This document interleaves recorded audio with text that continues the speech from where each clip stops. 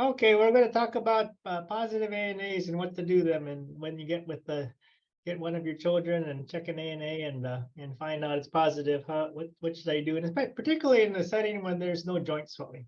Okay. So there's a brief case presentation. You see a 10-year-old female, and mom says there's multiple joint pains. And I'm going to kind of tell you as I go along what I think when I hear some of these things. And so you ask which joints, and sometimes I'll ask the child to point with one finger where it hurts. And so the mom says knees, ankles, shoulders are painful, which is kind of a lot of different areas. And right away we sort of take a brief look at them and are kind of going, oh, joints look pretty good to me. My first question is usually, is there any joint swelling? And when I love to hear no, because when there's no joint swelling, then that sort of rules out the whole arthritis type thing. Arthritis means swelling in the joint, itis inflammation, and so joint swelling is the typical finding for arthritis. And when they say no, I'm usually very relieved. Along with swelling, there's usually morning stiffness in juvenile idiopathic arthritis. And so I'll ask the second question is there any stiffness in the morning? And then when you think about stiffness happening in a joint, that's how they get flexion contractures, because they have inflammation going on in their joint overnight. They wake up and they're super stiff and they're all contractured when they wake up. And she says no again, and that's terrific news for me with it. And then my usual next question is, how long has this been going on? And they'll usually say for years. That's like my third question of like, yay, because if it's gone on for years and they look normal, they're probably doing very, very well with that. And so that kind of rules out all the bad things. I just told a mom this. If it's been going on for years and they look normal, then you kind of ruled out leukemia. You kind of ruled out juvenile arthritis. You ruled out a whole bunch of, you ruled out osteomyelitis, septic arthritis. You ruled out all the bad stuff, because those things don't last for years. They will usually make a child very, very sick very quickly. They usually will tell you a family history. Grandma has arthritis, but most folks do. And so usually a third of us will develop osteoarthritis in our lifetimes, and that might be higher now. And so oftentimes they will have a family history, or somebody will have rheumatoid arthritis, or somebody will have lupus, or somebody will have thyroid disease. And so that's a very common thing to happen with any child. On exam, you see a very appropriate height and weight for a child being in the 50th percentile. So you see a very healthy child from a growth perspective. We do look at growth quite seriously for rheumatic disease. When you have active rheumatic disease, you don't grow very well. It stunts your growth, and you'll see flattening of the height percentile, definitely. Yeah, in general, you see a very normal looking child. Skin examination, there's no rashes. HET examination, when you look in the mouth and have them open their mouth, they can open it completely. Rheumatologists will usually kind of measure tooth to tooth opening. Should have about 5 centimeters of opening in a mouth opening, and that sort of rules out TMJ type arthritis. Lungs are clear, cardiac exams normal, no murmurs, and so helping to rule out rheumatic fever. Abdomen's benign. On musculoskeletal exam, there's no joint effusions, so you can see the landmarks very nicely on the knees. For example, the shoulders have good range of motion. Child's actually hypermobile. And that's very common in this scenario. Internal rotation of the hips is 30 degrees bilateral. We'll show you what that looks like. That's my most favorite range of motion for the hips. If you can internally rotate your hips 30 degrees, you are normal. You probably don't have hip effusion, because the hip is a very confined joint space, and so you can't internally rotate if you have a hip effusion. No flexion contractures are seen. We'll go over what those look like too. And on neurologic exam, they really jump up on the table for you, and that kind of helps to rule out muscular disease as well too. They've got a normal gait on exam too. So a very normal looking exam on this kid. So we get some labs, and our SED rate is 10. Awesome.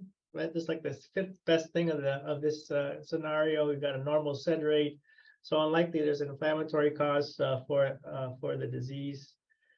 The ANA is 160. Ooh, that sounds kind of high.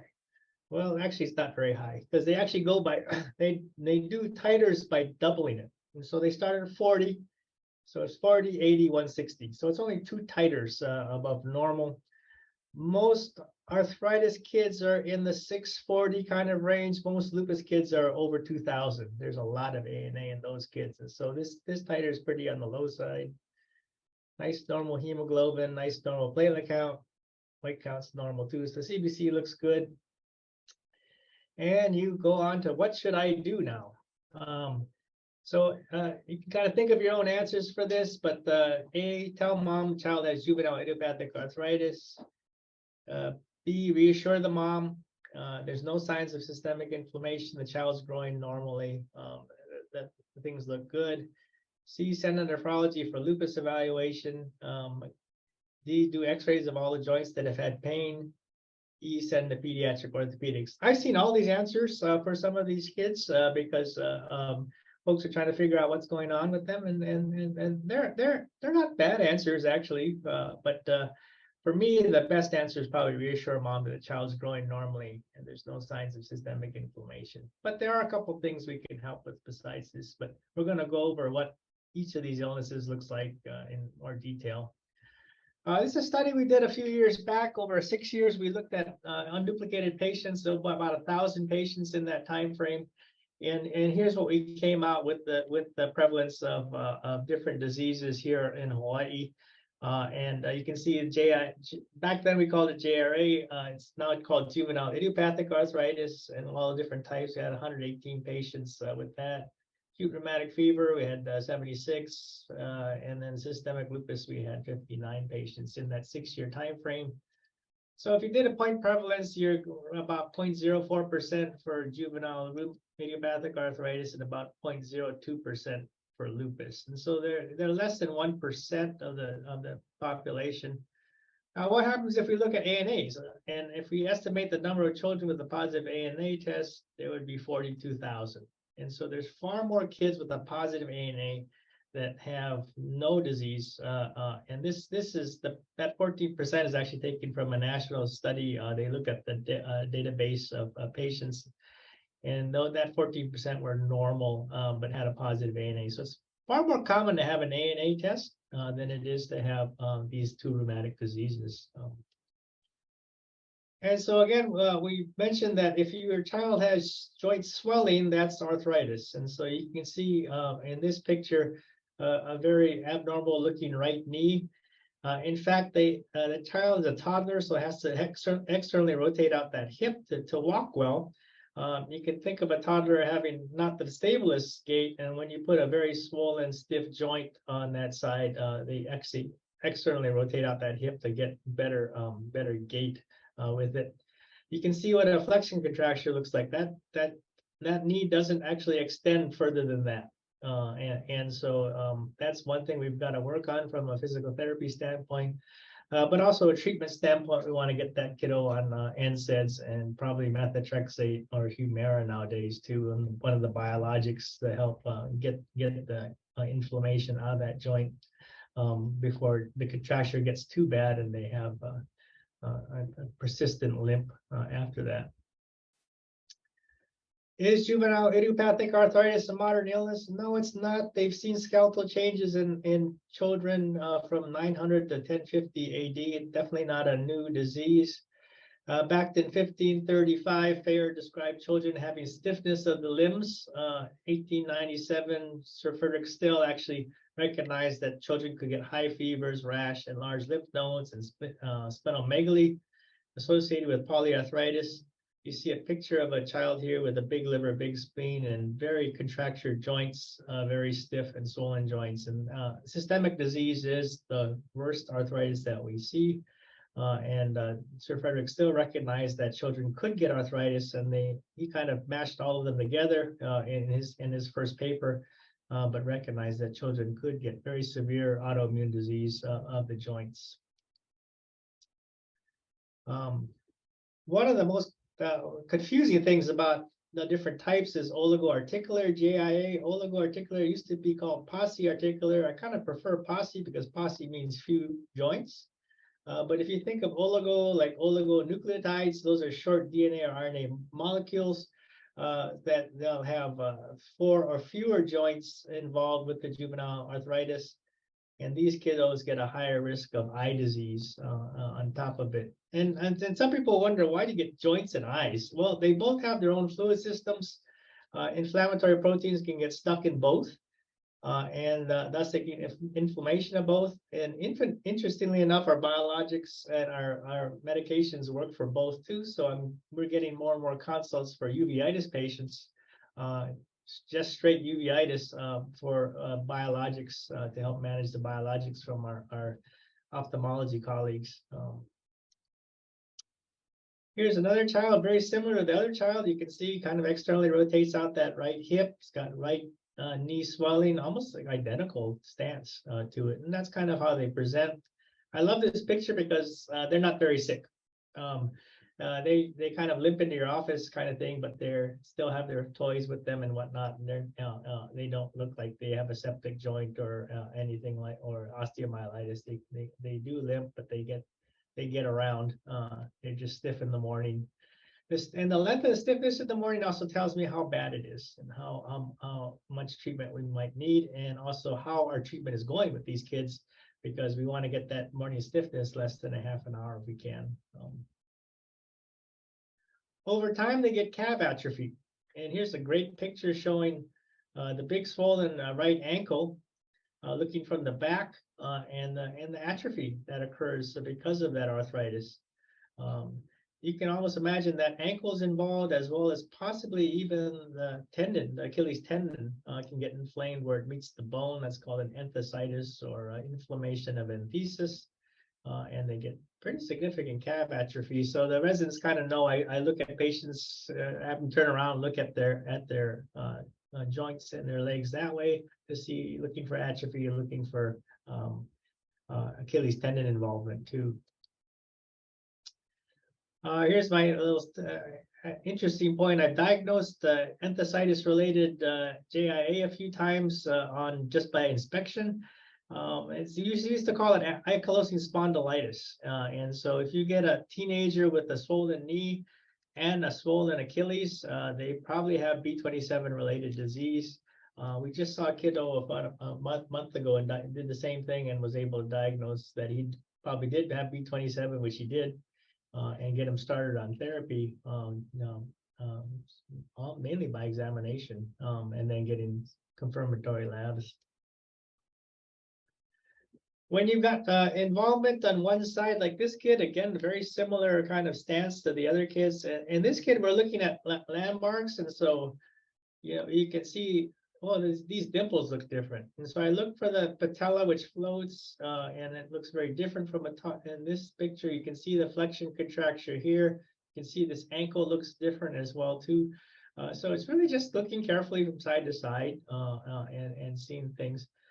Over time, if you kind of wonder, okay, which joint's going to be, which leg's going to be longer because of all this, and the affected side is actually going to be longer because the inflammation really stimulates the epiphysis, and you get this long, skinny, atrophic leg on that side that can get a greater Q angle. A Q angle is this angle between here, and that can be a form of disability too, because they get a big leg length discrepancy because of this. And you can see that sometimes we need our pediatric orthopedic colleagues to staple the epiphysis on that side to try to get them more even, or doing osteotomy they used to as well too. And remembering the different eye diseases that can occur in this form. Both of the posse-articular, we just call posse-articular, oligoarticular types of arthritis can get eye disease. It seems to involve the bigger joints, but also the eyes. You can see the chronic changes here on the early onset disease and there's a cataract there. There's a keratopic band across the eye. This pupil does not accommodate because it gets scarred down to the lens, and with the chronic inflammation. In the ankylosing spondylitis group or the enthesitis-related juvenile arthritis, they get acute uveitis, and so they get a very red photophobic eye with that type of disease. And sometimes uveitis kind of span both of these types of eye disease. And so the ophthalmologist helps us a lot with these kids and making sure this doesn't develop. And they do that by doing a slit lamp exam. You can imagine this kind of looks like the snowflakes in a snowstorm and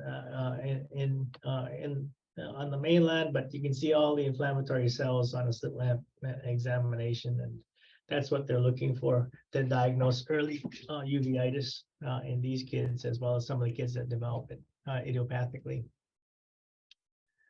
Polyarticular JI, a little bit different, 5 joints or more. Just got to remember that. Symmetric disease, and they're either rheumatoid factor positive, rheumatoid factor negative. If they're rheumatoid factor positive, they are more severe disease. They will have symmetric small joint disease and be really adult rheumatoid arthritis presenting in a child. So that's why we do those 2 markers or separate these 2 types of polyarticular JA. So 5 joints, symmetric disease, rheumatoid factor positive or negative in this group. Couple pictures of that, and you can see that, yeah, the PIPs, so a little bit of anatomy. These are metacarpal phalangeal joints. These are proximal interphalangeal joints, MCPs, PIPs, and DIPs. The PIPs and the MCPs are the most involved ones. So the metacarpal phalangeal joints and the proximal interphalangeal joints are the most involved with polyarticular juvenile idiopathic arthritis, and kind of a different look because of different ages in these 2 groups. But you can kind of see there's no valleys in between the metacarpal phalangeal joints. Like if you look at your hands, you'll have like valleys. If you do kind of fist things, these kids don't have valleys, and they've got kind of swollen metacarpal. So it's not magic. We're just looking very carefully at joints, and some people wonder, how do we find these things, you know? And they just by physical exam and by looking at them, and a few tricks of the trade, I guess. This kid's got definitely symmetric disease, so it could be small joint, but both knees are involved in this child, as well as both ankles. And so they got the flexion contracture both this way, so the flexion contract this way, but also the accentuated Q angle too. So they get the knock knee or genu valgum appearance from it. And that's chronic arthritis going on for a long period of time. And that's why I'm so happy when I talk to a parent and say, you know, how long has this been going on? Years. Well, just rule that out. If they say, no, it's been going on for years and their knees look straight, that's a terrific sign that they're doing okay from an arthritis standpoint. Over time, you can get the involvement of the jaw, and that can cause micrognathia. And you can kind of see that in this picture here. They get a significant growth disturbance there. And most often when they get this involvement, they get this involvement. The cervical spine is also involved. You can kind of see this kiddo is stuck. Just sent a kid for actually neck x-rays this morning on a patient looking for neck involvement in C1, C2 instability. Okay, one of my questions is about hip internal rotation. It's the best way to find a hip effusion. I think it's almost better than ultrasound, and it's certainly a lot easier. So I usually do it this way. I found this picture on the internet. I usually do it the same way. I just have them lie down, and then I get them up to about 90 degrees at the hip, and then I internally rotate the hip, which is kind of a funny thing when you think about it. You have to, sounds like external rotation, but you're actually flexing that hip out. And so the motion in here is internal rotation. And again, that's the tightest space that's going to be there. If there's any fluid in there, it's going to show up on that. You're going to get changes from side to side. You're going to get less internal rotation if you've got a joint effusion in that hip. Outstanding way to find a hip effusion, and particularly in a chronic one. Systemic juvenile idiopathic arthritis looks very much like the picture in the Stills book, but we don't have patients like this very often anymore. But you can see the way joints contracture, and they're stiff all night. They get swelling and inflammation in all those joints all night. So it's like they're stuck in the fetal position. This is the way they contracture at the knees, at the wrists, at the elbows, even the shoulders. They used to call them. They're very scared you're going to touch them because at this point it kind of hurts when you move their joints. Back then, this is sort of before we had the wonderful biologics we have, as well as methotrexate in this group. Systemics will often get the evanescent salmon-colored rash, and they'll get dermatographism with it. You can kind of see they've been scratching. It's been a little bit itchy almost with it too, but that salmon-colored is evanescent, so it changes. It changes within hours. If you get somebody else to show the rash to, it's already changed a little bit in that time frame. Never lasts for more than a few hours in one area. And they get the chronic quotidian fever, which is that same spiking fever in the evening times, up to 104, 105, and then they shoot back down to normal. That's the fever curve we're looking for in this disease. They often will get tachycardic when they get the fever too, and look kind of sick when they get that fever, and then look very well when the fever breaks for them. So that should make this a lot easier to understand. This is the current classification we use, and this is the International League of Arthritis and Rheumatism. International because both the Americans and the Europeans agreed on this nomenclature. And you can see the systemic in there. We just talked about that. And then the polyarticular, either rheumatoid factor negative or positive. And then oligoarticular, the only thing about here is a little bit confusing is the persistent versus extended disease. Persistent stays in the same joints for 6 months. Extended extends to many joints. So you get one knee, one ankle, and boom, extends to all 5 or more joints. That's a little more severe disease because it's sort of a prolonged onset. We're going to get more likely to use biologics in that group. There's psoriatic arthritis as well as a separate group, and then the HLA-B27 related enthesitis related JIA. And finally, there's another category, which I've used for a couple of patients, but as we sort of diagnose them, that kind of separates them all. And then these psoriatics can sometimes be HLA-B27 positive too, so that's an important thing to remember. Okay, what about lupus? Let's shift gears a little bit. Well, lupus is an autoimmune disease and you're going to develop autoimmunity, and it won't stop usually. So it doesn't come and doesn't go. And you can kind of see here the malar rash it looks like it's going to stay for a long period of time. It's in sun-exposed areas, so that sun causes extra energy in the skin. It causes that energy causes free radical production. That free radical production chops up DNA, and you get more antigen for the immune system because they have an autoimmune response toward DNA. And you can kind of understand that's not a normal immune response. Why would you develop an immune response towards your own DNA? That's just not right from a tolerance standpoint of the immune system. So they're going to develop a rash, which spares the nasolabial folds, but it's a very inflammatory rash. Discoids are even a step above that, and you get significant lichenification, particularly in the ears and scarring even in different areas. Number 3 there is photosensitivity, showing the photosensitivity of the chest from sun exposure. And they will actually get sick from the sun. They may get more nephritis from the sun. They may get fevers. They may get more arthritis from the sun as well too, because again, is chopping up DNA, presenting more DNA to the immune system. The oral ulcers are usually very long lasting. They last more than a week. And so it's not like a canker sore.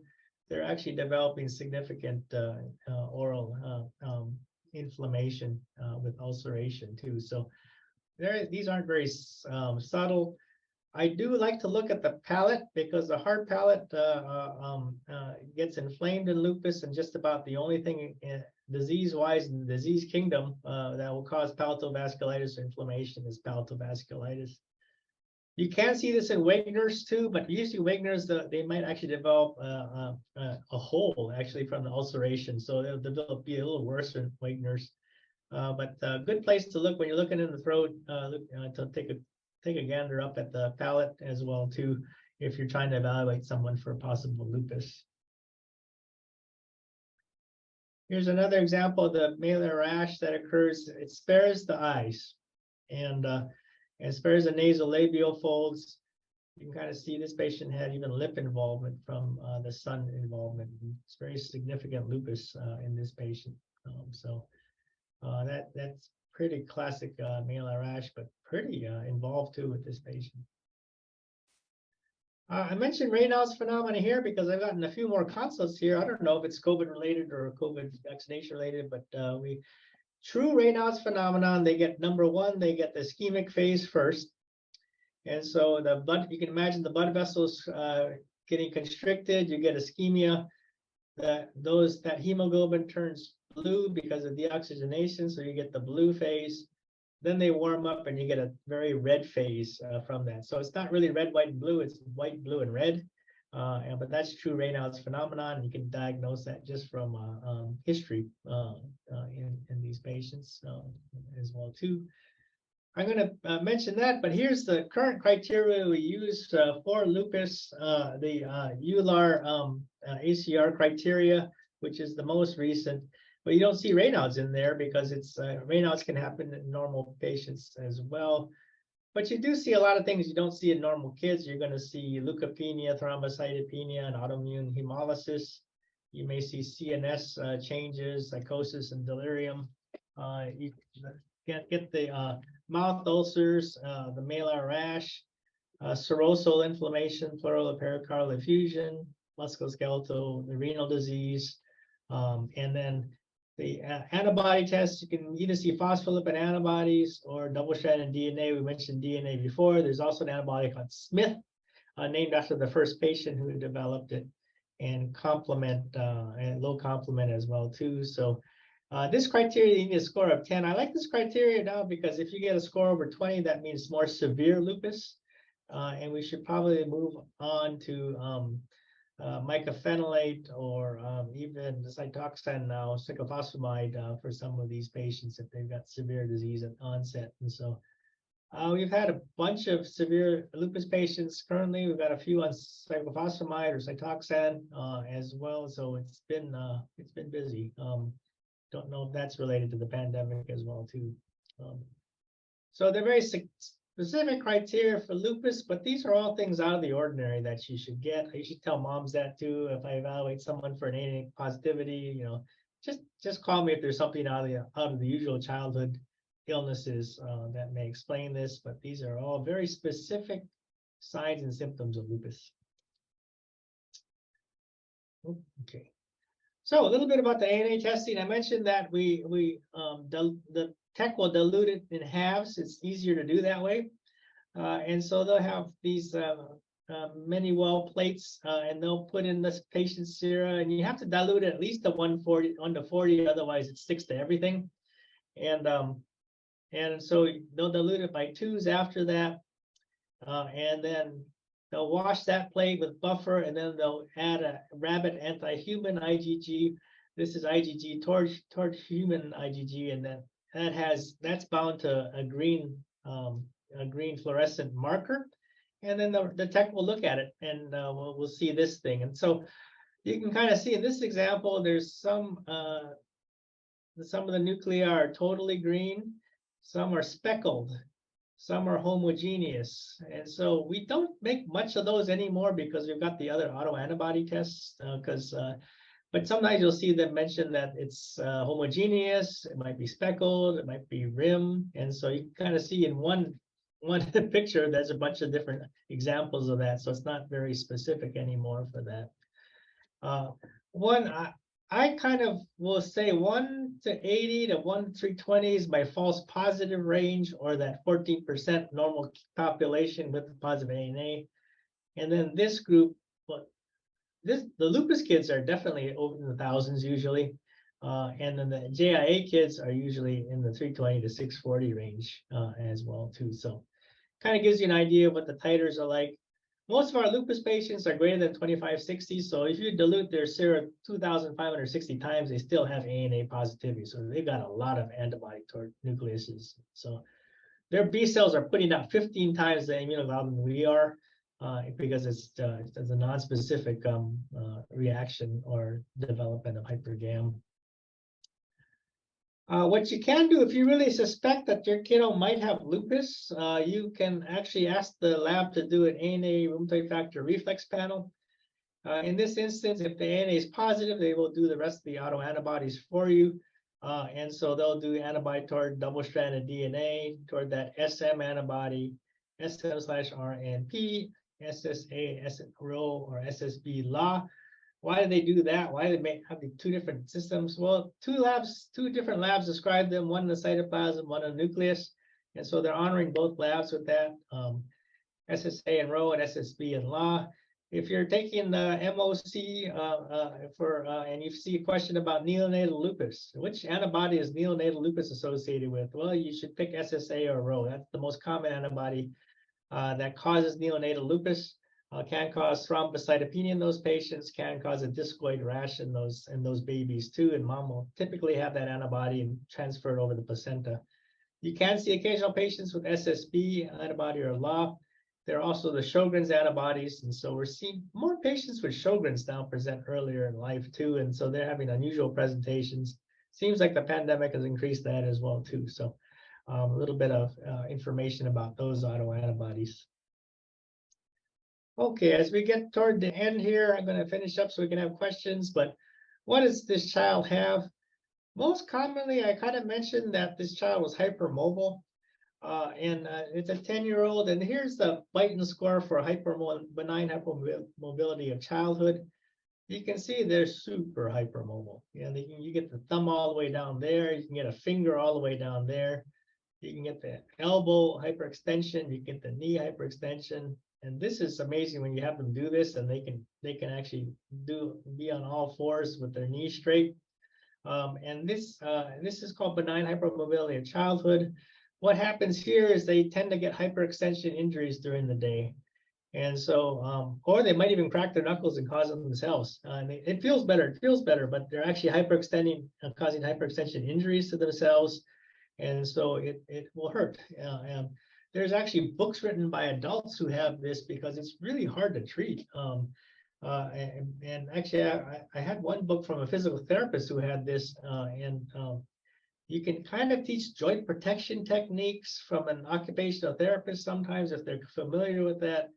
But they'll get better as they get older because we tend to get tighter and the muscles get stronger.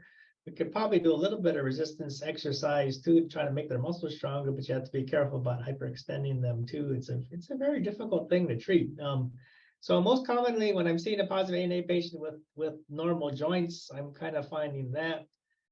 The other thing I'm finding is the myofascial pain syndrome on the right. And typically with the posture, with our posture for computers nowadays, we're asking ourselves to extend forward, put your head forward, and put your back in kind of a hyperflexion thing. And so all these areas get stressed out, and they get knots in these areas, and they get pain here, and they get headaches. They get pain in between the rhomboids as well too. Sometimes the lower back gets involved too. And the way you kind of diagnose that is you just palpate them. And I bet you, if we did this test and just look for a knot on yourself, on your two trapezius there, you'll probably feel a big old knot, and you can blame your computer, you can blame your job. But these ones respond well to massage therapy, stretching techniques. There's some actually great videos online now. They're by physical therapists who are teaching how to stretch people's necks, how to get their head in line too, in better ergonomics. I think the pandemic worsened this as well too, because we had all our kids going on their laptops, sitting on their bed, and that's the most horrible position for any person to be in for hours, which we're asking them to do at school.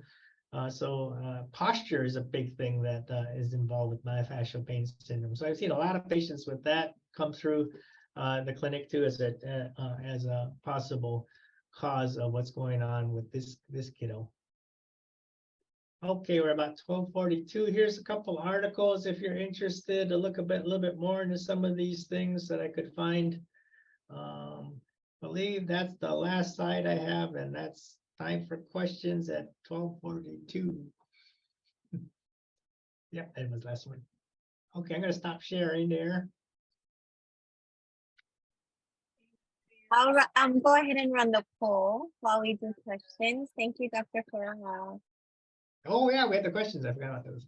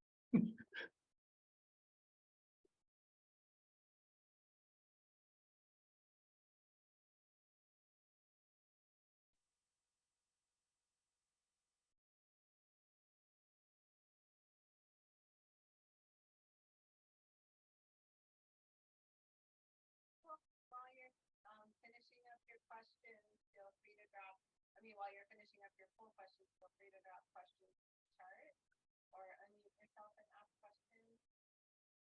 Dr. Kurahara, that was a fantastic overview of some of the really important things for us to know when we're thinking about kidney joint pain. And obviously, as you said, there are so many kids with benign causes of joint pain.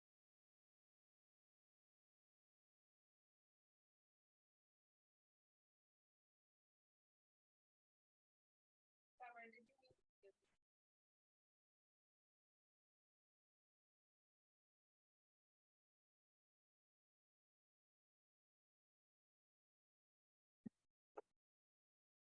Let me try now. How about now?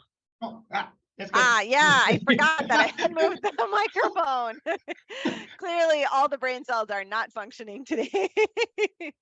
I thought it was my ear arthritis. Well, you know, they have hearing aids over the counter now. Oh, yeah. Really? I tell you though, for real, as somebody who has suffered from benign hypermobility and thought it was really cool as a kid, as an adult, it's really not very fun. It makes you very sore joints, very like I have early osteoarthritis. It's like there's nothing to do. It's not life threatening, but it's really also a pain. It is, and that's why that one physical therapist wrote a whole book on it, just trying to give tips from a PT standpoint too, because it is tough. It is tough, and it's tough on the teenagers too. I'm going to text you after for that book because I probably do all the wrong things. I don't know where it is. I bought it too.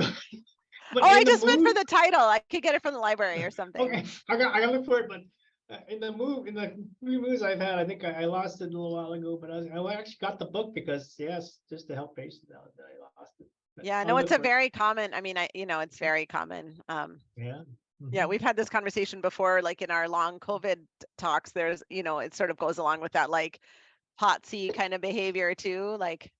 That people who tend to be hypermobile often have like lower blood pressures and get that, not real POTS, but like that, like, get lightheaded when you stand up and things like that. So, so we've had this conversation on echo before. But anyway, there's a couple of questions in the chat for you from Dr. Begay. The first one is, what are the reasons for the low ANA, and should we have a different definition for what's like positive? And then the second one is, you're not seeing Still's disease anymore. Why? Okay. The first one for low positive, it's hard because the tech would have to kind of say based on the titer. We kind of have to interpret that one. So the tech's going to just say, oh, it's positive at 1 to 40. And then technically they should probably say 1 to 40, 1 to 80, 1 to 160 is positive on, but they're just going to give you the last titer. And then we have to kind of interpret that based on where we feel it's kind of in that range of positivity, I guess, in a sense. It's not. It's a direct immunofluorescence test, so it's just looking at that. Yeah, and we are still seeing stills. That might have been I misspoke on that one, but we are still seeing stills. In fact, we're seeing some unusual stills with actually Dr. Begay helped me with one with related to COVID actually, and a while back we had a patient that classic stills, but by the time, we did the whole workup and I got the kid on naproxen, everything went away. And just it all resolved. And that was after about 2 months after COVID. We ruled out Missy on that patient as well. But so we are still seeing stills, but we didn't really see an uptick. I don't think we saw an uptick with COVID other than that one patient. And maybe it's partly because I don't remember as well, because we have FDA treatment, approved treatment for stills now. We have tocilizumab is FDA approved, and so we can get them on. It's called Actemra by trade name, but tocilizumab we can usually get them on and get the fevers gone, get the arthritis better within a few weeks, and so we're not even really using steroids on them that much anymore for the stills patients, and so.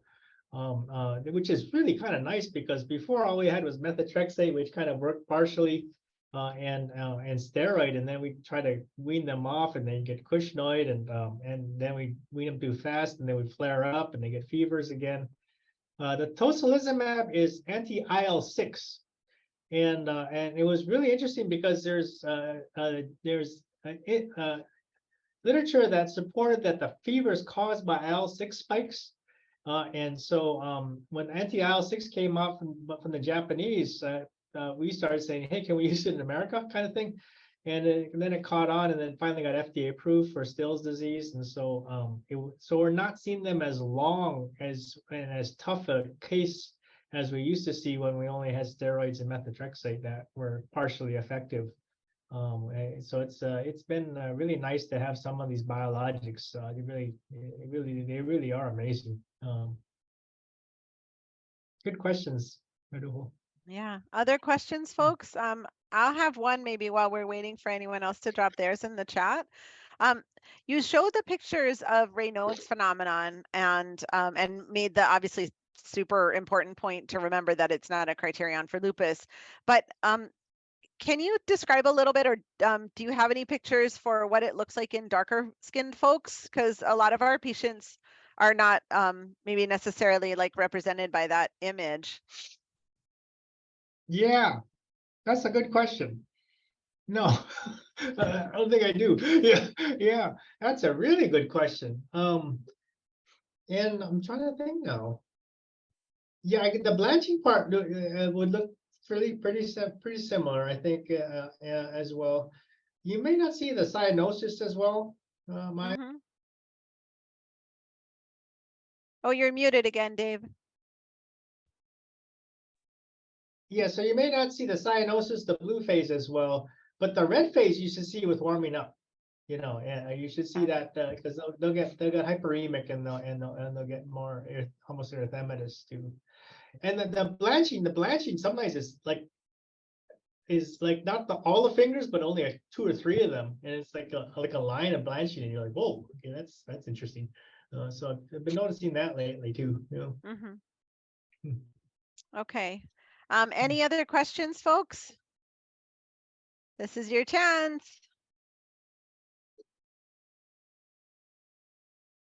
So in the absence of other questions, I'll ask you one more, and then we'll do a quick heads up for next time. What do you think is the most common question that you get from PCPs, or maybe that, like, friends of friends text you about their kids, about that kind of thing? What do you think is like the biggest question for the rheumatologist? Positive A&E. I kind of had a feeling you were going to say that. Yeah, it's interesting, and I don't mind seeing them, because I always have at one point, I always sort of sit the mom down and go, your child doesn't have lupus, your child doesn't have juvenile arthritis, and you can see their face change and their body. They just look relaxed, and they think, oh, thank you so much. And over the years, I've learned to appreciate that moment more and more, that your child doesn't fit criteria for rheumatic disease. And I think this is just, your child's one of the 40,000 that probably have it in our state, but doesn't have rheumatic disease. And I kind of go over some of the things we talked about in terms of titer and what that means. Even looking at those 1,000 patients, when we looked at that 1,000 patients over 6 years, about 40% of them were positive A&A rule out, arthralgias kind of thing. And so I even had remember Thane Hancock? Thane Hancock from he's over in Yap, I think, or now, or in Palau. He's one of my JABSOM students, but now he's out practicing over there. He was even looking at that whole group of non-rheumatic patients and kind of figuring out what diagnoses they had at that time. So yeah, it's still a common thing, and coming over because folks are getting ANA and finding out it's positive, and but I think the one nice teaching point is just don't mention that they might have lupus or juvenile arthritis, because somehow the parents grab onto that and then they start looking at pictures and they think, oh God, this is down the line, when it's not. They should present with the things that we showed today, and it shouldn't develop over time. And so, so you're reassuring them more than anything and saying, kind of having us see maybe as a secondary, as a secondary thought or opinion, I guess maybe is a way to do it. And maybe another good teaching point would be to have like a really at least a moderate index of suspicion before ordering an ANA, because then you may just end up in a testing cascade. Whereas if you don't have arthritis and you don't have other features of lupus, but you really just have arthralgias, especially if you're hypermobile or, other types of, sometimes kids have growing pains too, and that won't necessarily be in the joint, but it's pretty painful. So thinking about being careful who you order it for, and then also like preparing the family, right? So if you are ordering it, saying, it's possible this is going to flag positive in your mite chart, but it doesn't necessarily mean anything, especially if it's a lower number. It actually means not lupus, but we're sort of doing it to rule it out rather than rule it in, kind of thing. Yeah. When my internist got an ANA and I was positive, I was so happy, because I could tell parents my ANA is positive too. And look at me. But then Maybe your away. internist thought it was catching. I don't know. I was a little tighter. Yes. Yeah. There's one more question in the chat about whether sports or exercise predisposed to arthritis. It shouldn't. And I really love exercise for especially organized sports for our kids, kind of keep them on the straight and narrow sometimes. And so it really doesn't, because we're talking about autoimmunity. So you should have that switch in tolerance towards self-tissue, including joint itself. So the ability to interact with sports and be involved in sports even early shouldn't predispose someone to autoimmune arthritis. Whether things predispose you to osteoarthritis later, yes, certainly. I think, if your ACL goes, you might have more predisposition toward arthritis because of joint architecture and whatnot too. But I'm still a very strong proponent for organized sports and exercise for kids. I think far more benefit than risk. Good Same question. here. Yeah. Okay, folks, we are almost at time. So any last questions, feel free to throw them in the chat. I will just let you guys know that Dr. Beatty will be talking about pulmonary effects of scoliosis and surgical correction for the next session. I won't be around. Anna will be hosting that one. So on her behalf, we look forward to welcoming you all back in a couple of weeks. And I don't see any more questions in the chat, so I'm just going to close by saying thank you for covering this super important topic that comes up so often in so many different settings. And we really appreciate your time to teach and to share information. And we look forward to maybe having you back sometime next year or so if you have time for us. Can do. Very fun. Thank you so much. Okay, great. Thanks, everybody. Have a great rest of your week.